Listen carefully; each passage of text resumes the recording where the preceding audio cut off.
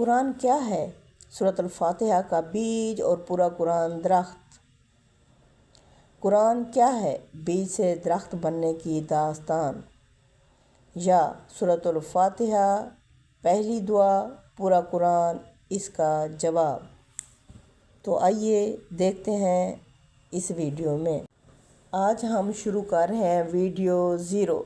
قرآن کیا ہے؟ سورۃ الفاتحہ کا بیج، پورا قرآن درخت۔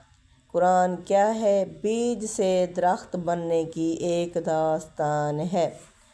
تو ہم شروع کرتے ہیں۔ بسم اللہ الرحمن الرحیم۔ الحمدللہ رب العالمین والصلاة والسلام علی سیدنا محمد صلی اللہ علیہ وسلم۔ ناظرین کرام، آج میں اپنے چینل کی ایک نئی سیریز کا آغاز کر رہی ہوں۔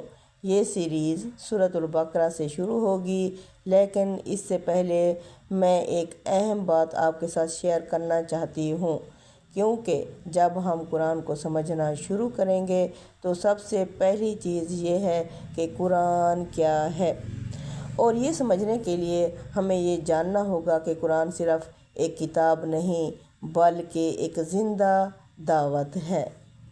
قرآن ایک نبی کی سرگزشت انظار، وہ کیسے؟ اگر ہم قرآن کو غلط انداز میں دیکھیں تو یہ صرف ایک تاریخ یا ایک قانون لگے گا، لیکن حقیقت یہ ہے کہ قرآن ایک نبی کی سرگزشت انظار ہے۔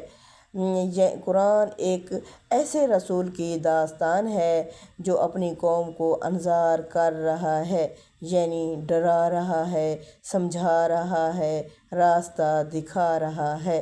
یہ بات ہم سیدھا اس سے سمجھتے ہیں کہ قرآن کی سب سے بڑی قوم جس کا ذکر زیادہ ہے وہ بنی اسرائیل ہے، اور اس کی وجہ یہ ہے کہ بنی اسرائیل وہ قوم تھی جس کے پاس کتاب بھی تھی، نبوت بھی تھی اور ہدایت بھی تھی، مگر پھر بھی وہ گمراہ ہو گئے۔ تو پھر اللہ نے انسانیت کو دوبارہ ایک نئی ہدایت، ایک نئے رسول اور ایک نئی شریعت کی ضرورت محسوس کی، اور یہی ضرورت کے جواب میں قرآن نازل ہوا۔ بعثت کے زمانے میں شدید ضرورت۔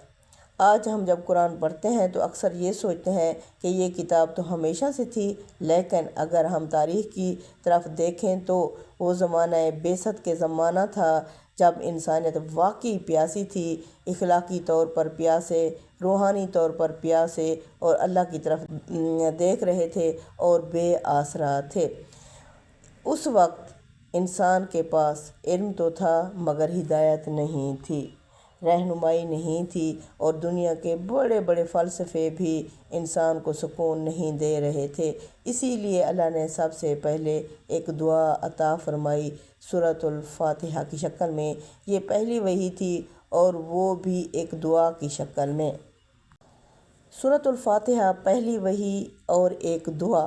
سورۃ الفاتحہ میں ہمیں سب سے پہلے یہ سکھایا گیا کہ اللہ سے راستہ مانگا جائے، یعنی اللہ نے انسان کو یہ بتایا کہ اگر ہم ہدایت چاہتے ہیں تو ہمیں دعا کرنی ہوگی، اور یہ دعا کسی حکم کی طرح نہیں بلکہ ایک رشتے کی طرح۔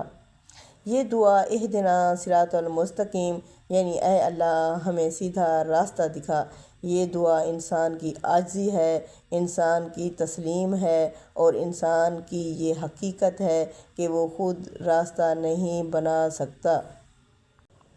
پورا قرآن اس دعا کا جواب ہے، اور یہ بات بہت ہی اہم ہے۔ سورۃ الفاتحہ بیج ہے اور پورا قرآن اس بیج کا درخت ہے، یعنی سورۃ الفاتحہ نے راستہ مانگا، قرآن نے وہ راستہ واضح کر دیا۔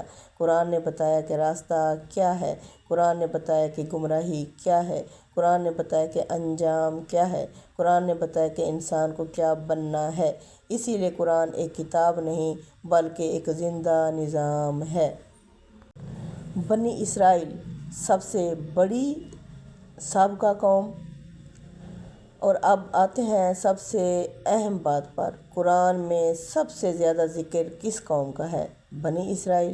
کیوں؟ کیونکہ وہ قوم تھی جو سب سے زیادہ انبیاء پائی، سب سے زیادہ کتاب پائی اور سب سے زیادہ ہدایت پائی، لیکن پھر بھی وہ گمراہ ہوئے۔ یہ اس لیے کہ ہدایت صرف ملنا کافی نہیں، یہ اس لیے کہ ہدایت کا صرف ملنا کافی نہیں، اسے پا لینا بھی ضروری ہے۔ یہی وجہ ہے کہ ایک نئی شریعت کی ضرورت پڑی، ایک نئے رسول کی ضرورت پڑی اور ایک نئی ہدایت کی ضرورت پڑی، اور اسی ضرورت کا جواب ہے قرآن مجید۔ اب ہم اگلی ویڈیو میں سورۃ البقرہ کی پہلی آیات سے شروع کریں گے اور دیکھیں گے قرآن کن لوگوں کو ہدایت کہتا ہے، کن لوگوں سے ہدایت چھین لیتا ہے، اور کیوں کچھ قومیں گمراہ ہو جاتی ہیں۔ اللہ ہمیں قرآن کو سمجھنے اور اس پر عمل کرنے کی توفیق عطا فرمائے، آمین یا رب العالمین۔ السلام علیکم ورحمۃ اللہ وبرکاتہ۔ اگر آپ اس سیریز کو پسند کریں تو آپ چینل کو سبسکرائب کریں اور اس ویڈیو کو شیئر کریں تاکہ زیادہ سے زیادہ لوگ قرآن کو سمجھنے کی طرف آئیں۔ اللہ آپ سب کو قرآن کی روشنی میں زندگی گزارنے کی توفیق عطا فرمائے، آمین یا رب العالمین۔